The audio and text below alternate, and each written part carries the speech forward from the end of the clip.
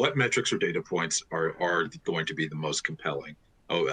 Cost of vacancy has come up, but what will be most compelling when a CHR is sitting down and making the business case for workforce investment?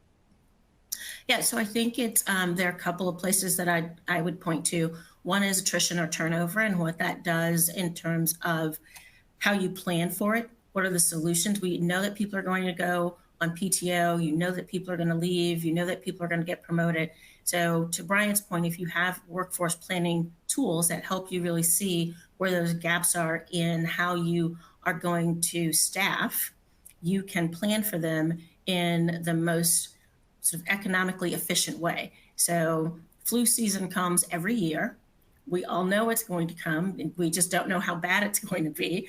And so if you know between October and sort of February, there could be some impact just based on health of your staff, how do you then put in place a plan that lets you not have to be super reactive, go into overtime? Maybe it's more cost efficient to bring in per diems than it is to pay for overtime. And so if you have the data at your ready to be able to do some scenario planning, then CHROs are more equipped to go to the table with the conversation around, we need to leverage our external partners and bring in per diems in order to help support this particular thing that happens every year, as opposed to being surprised that flu comes around between October and February.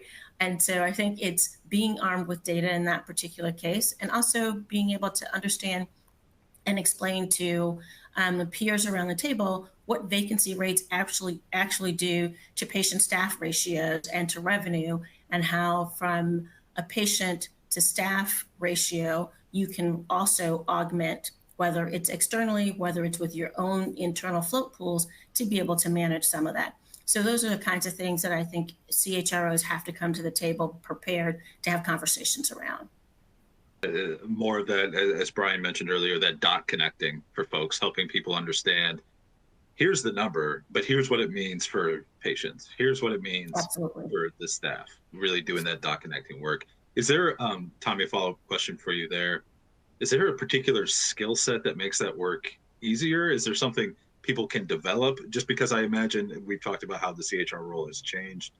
It's a strategic role. Is there like some kind of upskilling, I guess is the word I'm looking for, or something like that in terms of how you're able to sit down and have that conversation? Is there tools, resources, things people can engage with?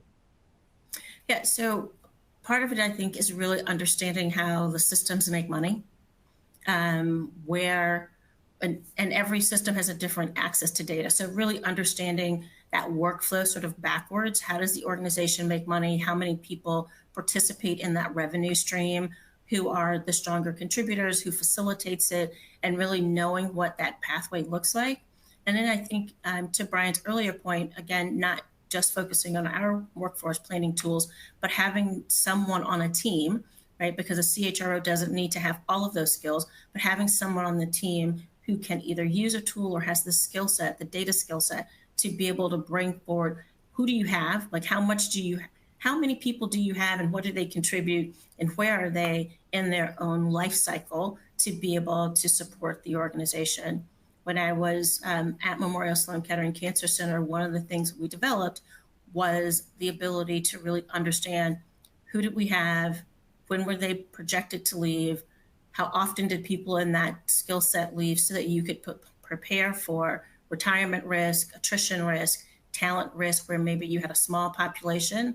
And if 2 people leave and you have a team of 4, those 2 people leaving has a much greater impact in a small group. And how do you support yourself? So I do think, to your skill question, Brian, it's around making sure you either have the tool or the people on your team who have data analytics capability to provide you with real-time information that allows you to have a powerful story to tell at the table. Thank you so much. And I'll add a point here, Brian, if I may, just to sort of drive that home. And I'm sure a lot of people on this webinar can relate to this. Data fatigue is a real thing, right? So there's health systems have millions of points of information and analytics to sort of to sift through. I think, and a part of this conversation, I'm sure will take us here anyways, is the utilization of AI and helping us process and digest that data.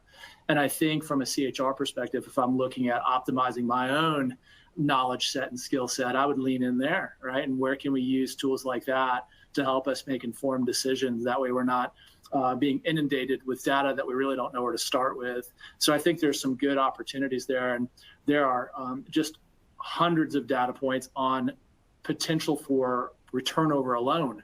And that's just one subset of a million different things a CHR has to consider. So I would say it's sort of like the old adage of eating the elephant one bite at a time. Choose where you want to hunt. Use the tools that make the most sense so that you get the most bang for the buck, and leverage the technology that's available to you today.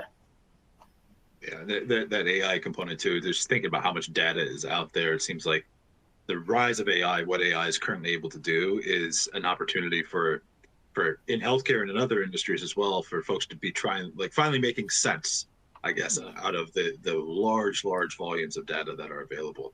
Brian, do you recommend, I guess, I think to your point about data fatigue and all the information out there, there's a million ways to start to eat that elephant, right?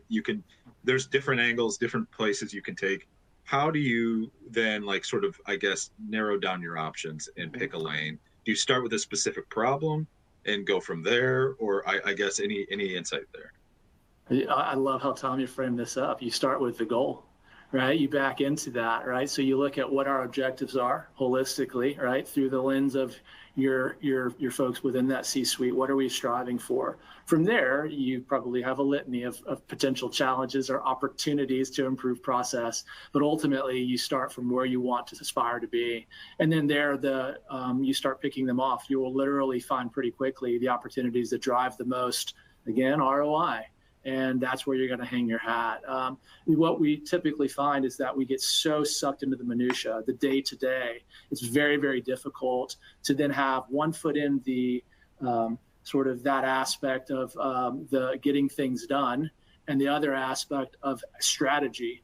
If you're looking at it through the lens of goal setting, you can really make sure you're spending adequate time there. And as you're looking at your planning and your optimization of your own time frames, keeping the goal in mind allows you to keep focused on what type of tools you'll need to understand what drives that ROI.